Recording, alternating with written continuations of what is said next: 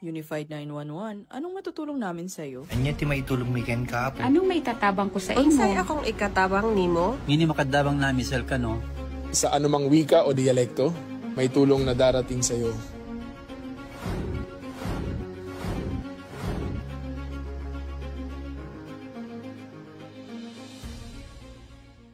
Lilingkod sa bawat Pilipino at magbibigay ng tamang impormasyon para sa tahimik at maayos na Pilipinas. Police News Network, alagad ng batas, tagapagtaguyod ng balitang pulis, sandigan ng mamamayan, patnubay ng katotohanan. Kampo Krame, maghahatid ng pinakahuling kaganapan at nagbabagang balita. Ito ang PNN Police News Network. At ngayon, ang inyong mga tagapagbalita. Magandang araw, bagong Pilipinas. Ako ang inyong alagad ng batas, tagataguyod ng balitang pulis. Ako po si Police Captain Cherry Vicente, maghahatid ng tamang balita, kwento ng pulis at serbisyo para sa mamamayan. At ito ang PNP News Online. Ang pangunahing balita ng Police News Network, alagad ng batas, tagataguyod ng balitang pulis.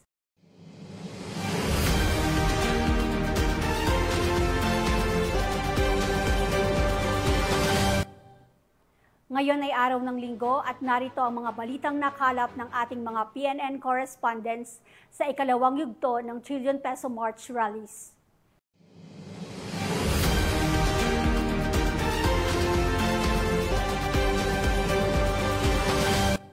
Nakahanda na ang Philippine National Police para sa isasagawang Trillion Peso March ngayong linggo sa Menjola.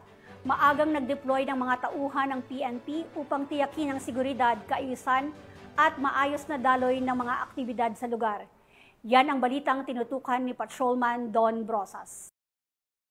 Magandang araw, Pilipinas. Nakaalerto na ang Philippine National Police dito sa Mindiola, Manila para sa gaganaping ikalawang Trillion Peso March. Bagamat wala pa sa ngayon ang mga relista sa lugar, kahapon pa lamang ay naipwesto na ng kapulisan ang mga barikada at mga barbed wire sa mga pangunahing bahagi ng Mindiola bilang bahagi ng kanilang paghahanda sa seguridad. Makikita rin sa lugar ang mga pulis na nakasari uniform at nakastandby na upang tiyakin ang kaayusan at agarang pagresponde sakaling magkaroon ng anumang insidente. Ayon sa kanila, kahapon pa sila ng alas 6, nagsimulang pumwesto dito sa Mindiola.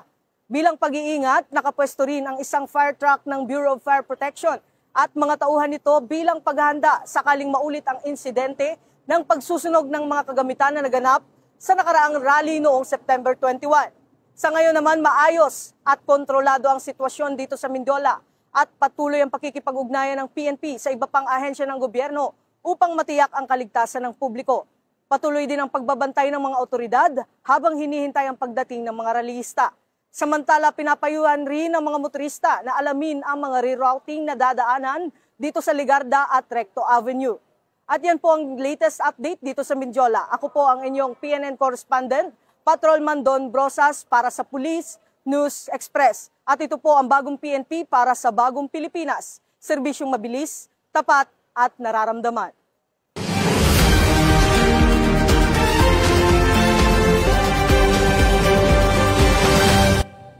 Maraming salamat, Patrolman Don Brosas. Nagsimula na ang paghahanda ng Philippine National Police sa paligid ng EDSA Shrine para sa nakatakdang rally. Maagang naglatag ng seguridad ang PNP kabilang ang pagdedeploy ng mga tauhan at paglalagay ng mga barriers at checkpoints upang tiyaking maayos, mapayapa at ligtas ang pagdaraos ng pagtitipon. Ang balitang ito ay ibabahagi ni Patrolwoman Sari Bernales. Bagong Pilipinas, narito po tayo ngayon sa EDSA, sa command post ng EPD upang alamin ang paghahanda at mga naging preparasyon ng ating kapulisan para sa gaganapin na Trillion Peso March. Nagsimula ng maglatag ng seguridad ang Philippine National Police sa paligid ng EDSA Shrine ngayong araw bilang paghahanda sa nakatakdang rally para sa Trillion Peso March. Ayon sa inisyal na pahayag ng pulisya, layo ng kanilang presensya na matiyak ang kaligtasan ng mga dadalo at maiwasan ang anumang aberya sa daloy ng trapiko. Ayon kay Police Major Cherilyn J. Agtarap, spokesperson ng EPD-PNP, Nag-deploy na sila ng mga PNP personnel upang bantayan ang mga pangunahing bahagi ng EDSA, kabilang ang mga footbridge, bus stops at service roads. Naglagay na rin ng mga checkpoint at barricade sa mga posibleng pasukan patungo sa shrine. Ipinisisyon naman ang ilang grupo ng crowd control bilang paghahanda sakaling dumagsa ang mga rallyista. Sinabi rin ng PNP na nakipag-ugnay na sila sa mga organizers ng rally upang matiyak na magiging maayos ang daloy ng programa. Inaasahang nasa 50 to 300,000 ang dadalo dahilan upang pinayuhan ng MMDA ang mga motorista na umiwas pansamantala sa bahaging ito ng EDSA. Sa kasalukuyan, nananatiling mapayapa ang sitwasyon sa lugar habang nagpapatuloy ang paghahanda ng mga otoridad. Sa kasalukuyan po, nandito po tayo ngayon sa DMW, sa tapat po ng EDSA Shrine, kung saan po, kung mapapansin po ninyo, nandito po yung ating mga kapulisan ng Eastern Police District. At as early as 4 a.m. po ngayon ay nandito na nga po tayo. Nakahanda na po tayo para sa possible na magpupunta po dito na mag-rally mamaya. At para naman po sa mga kababayan natin na makikilahok sa rally ngayong araw, ang masasabi ko lang po, ang inyo pong karapatan sa pagpapahayag ng inyong saloobin ay ginagalang po ng PNP. Ngunit lagi po natin tatandaan na kami po ay nandito para po mapanatili ang kaayusan at kapayapaan po dito sa ating bansa. At yan ang mga pinakahuling balita sa oras na ito. Ako po si Patrolwoman Sari Bernales, nagbabalita para sa Police News Express. Alagad ng batas, tagataguyod ng Balitang Pulis.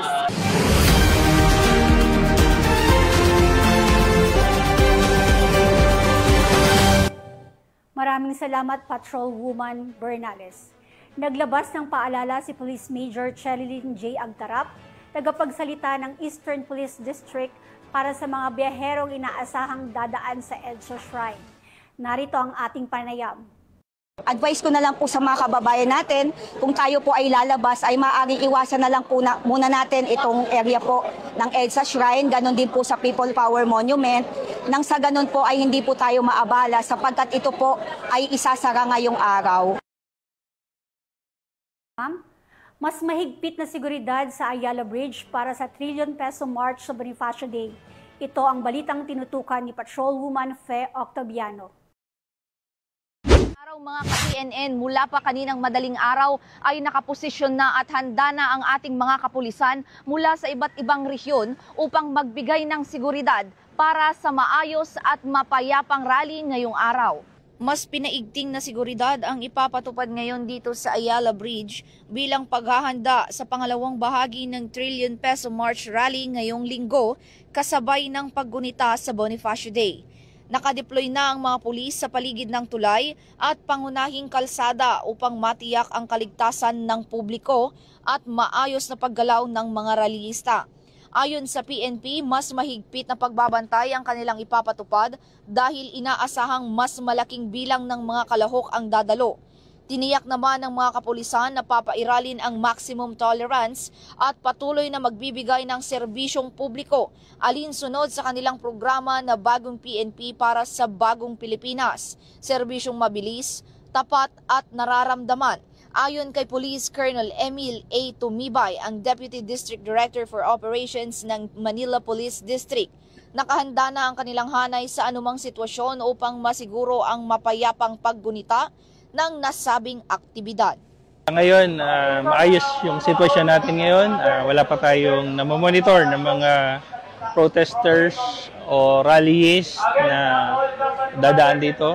At nakalatag na yung ating seguridad dito sa Ayala Bridge. Maaga pa lang, nag-deploy na ang contingent natin dito sa Ayala Bridge. Composed mostly of CDM contingent from PRO 3.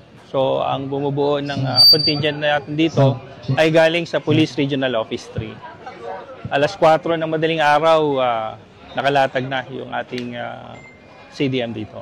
Nananawagan po kami, ang PNP, doon po sa mga gustong sumama dito sa rally o protesta na ito, hindi pa namin pinipigilan ang kanilang karapatan na magpahayag ng kanilang saloobin. Subalit, gusto po namin silang palalahanan na maging mahinahon sa pagpapahayag ng kanilang mga damdamin. Hanggat maaari po, wag po nating payagan na sumama yung mga minors o mga kabataan na sumama dito sa rally na ito. Ang ating pong Philippine National Police ay nandito ngayon upang siguraduhin na magiging maayos at mapayapa ang protesta na ito. At kami po ay mag-implement o mag-observe kami ng maximum tolerance. Mula dito sa Ayala Bridge, ako ang inyong PNN correspondent, Patrolwoman Fe Octaviano, alagad ng batas, tagataguyod ng balitang pulis. At ito ang bagong PNP para sa bagong Pilipinas. Serbisyong mabilis, tapat at nararamdaman.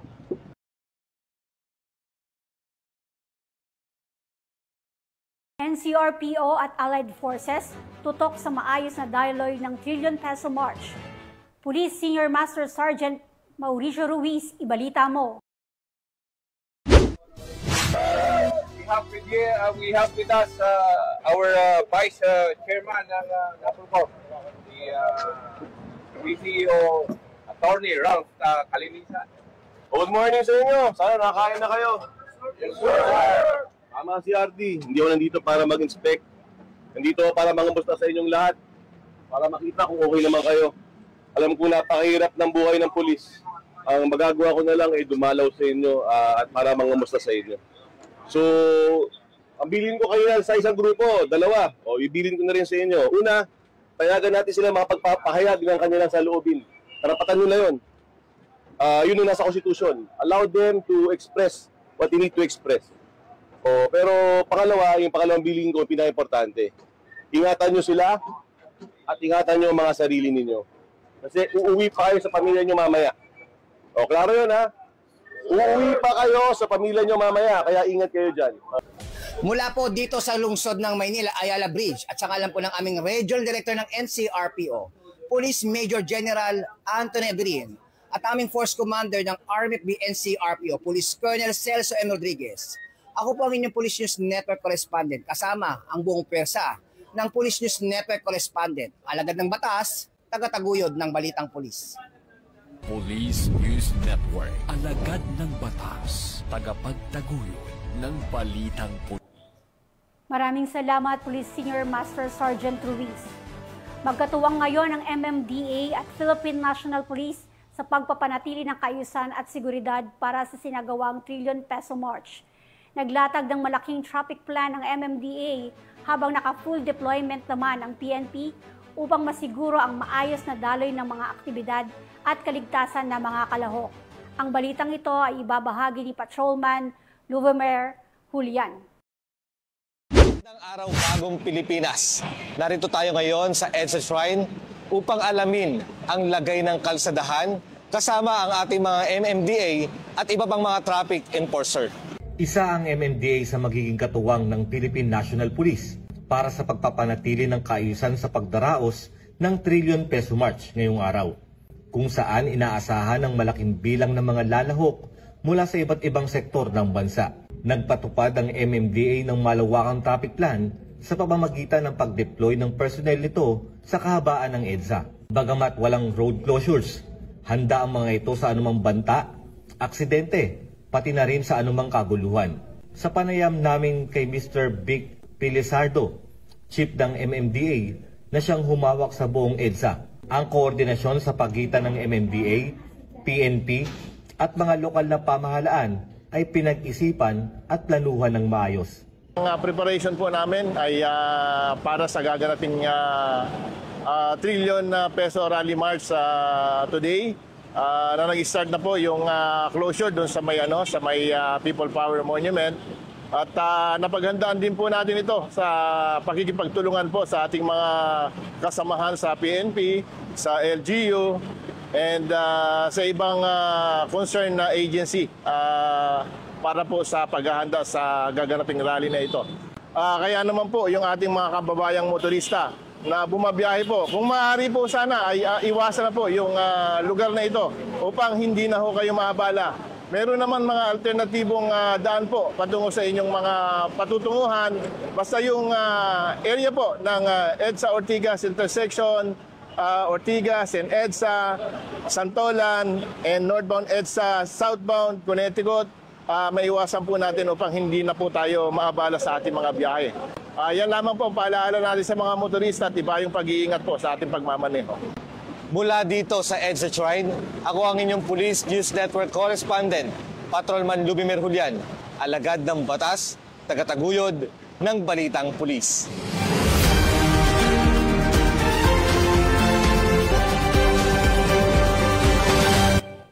Maraming salamat, Patrolman Julian. PNP nananatiling alerto sa gitna ng kilos protesta sa Luneta Park. Libo-libong tao nagdagsaan. Yan ang balitang tinutukan ni Patrolwoman Fe Octaviano.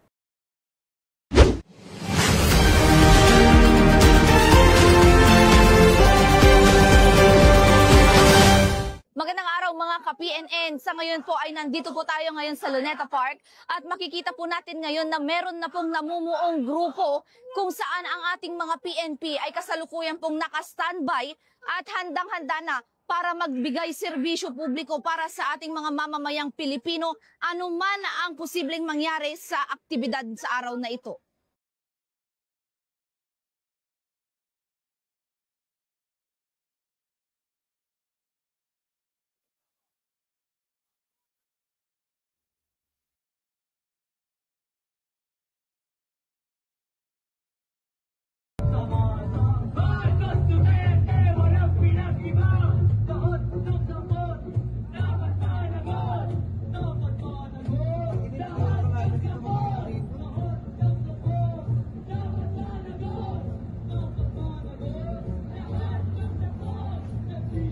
Tinitiyak naman ng pambansang pulisya na patuloy pa rin ang kanilang pagbibigay seguridad at presensya sa publiko upang maiwasan ang anumang banta sa kaayusan at kapayapaan, lalo na't inaasahan natin ang malaking pagtitipon dito sa Luneta Park.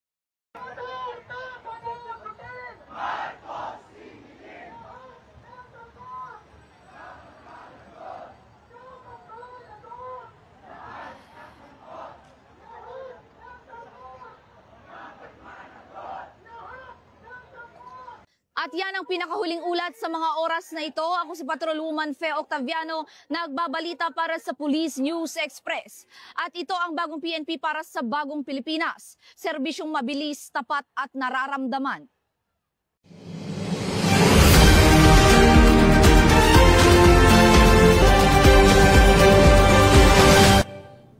Maraming salamat, Patrolwoman Octaviano. Narito naman ang pahayag ni Police Lieutenant Colonel Alfonso B. Saligumbad III, Deputy Ground Commander ng Luneta Command Post para sa ating mga kababayan na dadalo sa pagtitipon sa Quirino Grandstand. Mga kababayan, tandaan po natin na ang ating karapatan magpahayag ng ating mga hinaing sa gobyerno ay may mga kaakibat na obligasyon at responsibilidad. Manatili tayong kalmado at iwasan natin ang anumang karahasan. Mula na ang kilos protesta sa Recto Avenue kung saan unti-unti nang dumarami ang mga rallyista mula sa iba't ibang sektor. Personal namang bumisita sa lugar si Regional Director ng NCRPO, Sir Abirin, upang inspeksyonin ang sitwasyon at tiyakin ang maayos na koordinasyon ng mga nakadeploy na pulis para sa seguridad at kaayusan ng publiko. Ang balitang ito ay ibabahagi ni Patrolwoman Don Brosas. Magandang araw, Pilipinas. Nagsimula na ang kilos protesta ng grupo ng mga rallyista sa kahabaan ng Recto Avenue, Manila. bilang bahagi ng kanilang panawagan kaugnay sa mga isyong kinakaharap ng ating bansa. Mahigpit namang minomonitor ng Philippine National Police ang sitwasyon upang matiyak ang kaayusan at kaligtasan ng publiko. Samantala, personal naman na binisita ang lugar ni Police Major General Anthony Aberin, Regional Director ng NCRPO, kasama si Attorney Rafael Vicente Calinisan, NAPOLCOM Vice Chairperson at Executive Officer upang inspeksyonin ang security deployment at tiyaking maayos ang pagpapatupad ng hakbang sa seguridad. Sa panayam naman kay Police Major Hazel Asilo, Public Information Officer ng NCRPO, tiniyak niya na handa ang PNP sa anumang sitwasyon at nakadeploy na ang mga tauhan upang matugunan ang seguridad, hindi lamang ng mga rallyista, kundi maging ng mga motorista at karaniwang mamamayan. Samantala, narito naman ang panayam namin kay Police Major Philip Ines, Public Information Officer ng Manila Police District. Meron tayong security plan and public safety operation kung saan nga meron lang tayong mga konting adjustment na ginawa.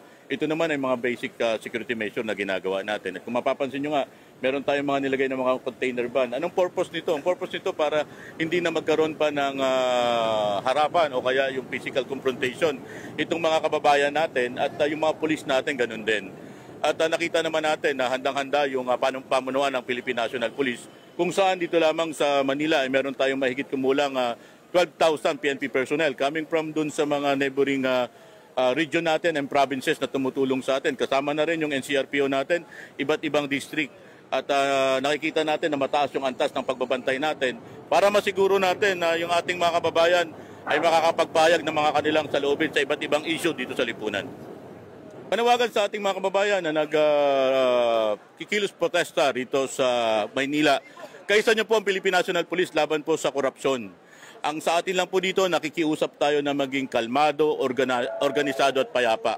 Pakikinggan po yung inyong mga hinaing kung saan po nakita po natin dito yung ating pinakamataas na antas na pagtitimpi. Ngunit pinapaalala po natin sa kanila na meron po tayong limitasyon. At sabi nga po ng ating ama, ng ating pamunuan, ng ating Chief PNP, na maximum tolerance pero zero tolerance po tayo doon sa mga hayagang individual na manggugulo, mananakit at maninira dito sa nasabing pagpupulong. At yan po ang latest update dito sa Recto Maynila. Ako po ang iyong PNN correspondent, Patrolman Don Brosas.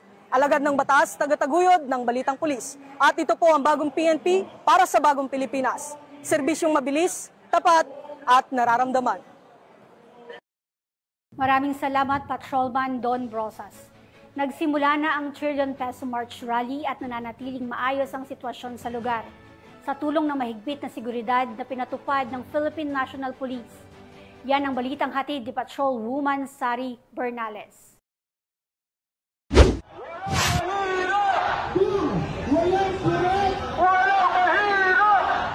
Nagsimula na ngayong araw ang tinaguriang Trillion Peso March sa kahabaan ng EDSA kung saan nagtipon-tipon ang libu-libong mamamayan upang ipahayag ang kanilang panawagan para sa mas malinaw na panunungkulan at tamang pangangasiwa ng pondo ng bayan.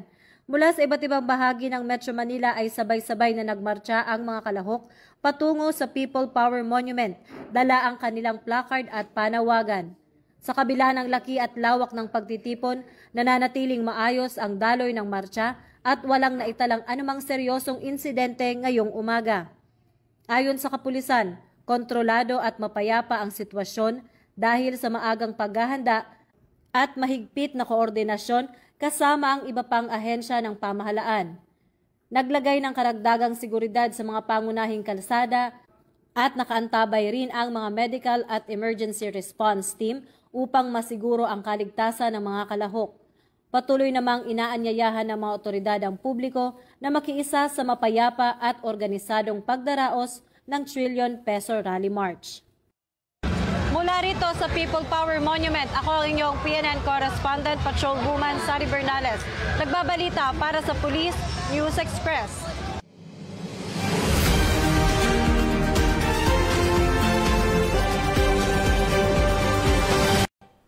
Maraming salamat, Patrolwoman Bernales. NAPOLCOM Vice Chairperson at Regional Director ng NCRPO nagsagawa ng police visitation sa US Embassy. Magbabalita dyan si Patrolwoman Aiza Corpus.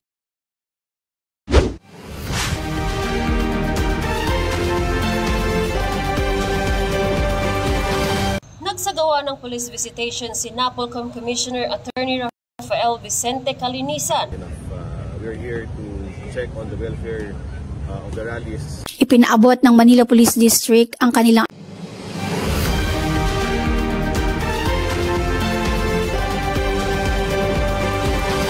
Nagsagawa ng police visitation si NAPOLCOM Commissioner Attorney Rafael Vicente Calinisan. We're here to check on the welfare of the rallies. We're also here to check on the welfare of our police staff. Kasama si NCRPO Regional Director Police Major General Anthony A. Abirin. Purpose po ng maximum tolerance, yung pagrespeto po sa karapatang pantao po ng ating mga kababayan, lalong-lalo na po sa mga nag-rally. And at the same time, yung mga actions po natin ng mga pulis ay palagi pong anchored sa sinasabi ng aming police operational procedures. Upang personal na kumustahin ng mga nakadeploy na kapulisan sa area at siguruhing mapapanatili ang kapayapaan at seguridad sa isinasagawang Trillion Peso March movement.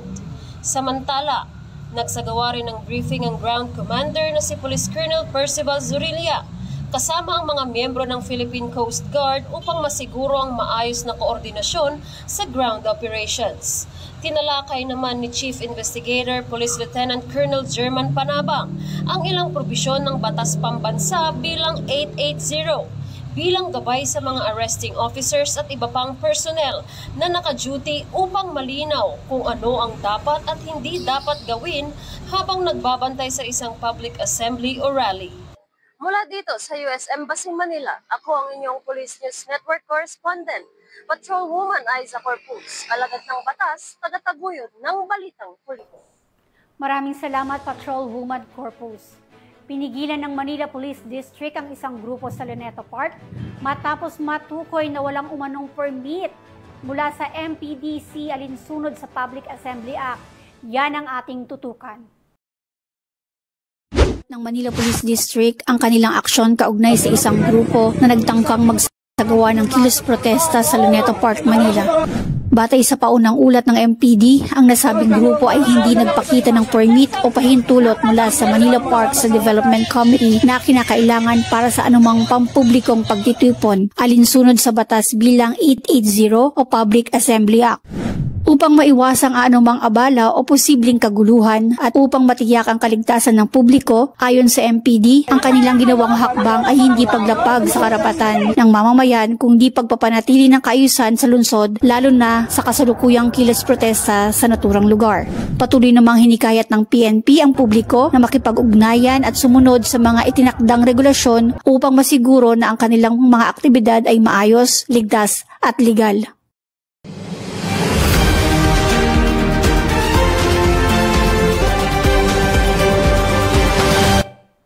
At yan ang mga balitang nakalap ng ating mga PNN correspondents sa ikalawang yugto ng Trillion Peso March Rally. Sa ngalan ng pamunuan ng Philippine National Police, sa pangunguna ni Acting Chief PNP Police Lieutenant General Jose Milencio Nartates Jr. at sa pamumuno ni President Ferdinand Marcos Jr., kami ay maglilingkod sa bawat Pilipino at magbibigay ng tama at balanseng balita. Dahil ito ang bagong PNP para sa bagong Pilipinas, serbisyong mabilis, tapat at nararamdaman. Mula rito sa tanggapan ng tagapag-ugnay ng Pambansang Pulisya, ako ang iyong alagad ng batas, tagataguyod ng Balitang Pulis. Maghahatid ng tamang balita, kwento ng pulis at serbisyo para sa mamamayan. At ito ang PNP News Online, ang pangunahing balita ng Police News Network.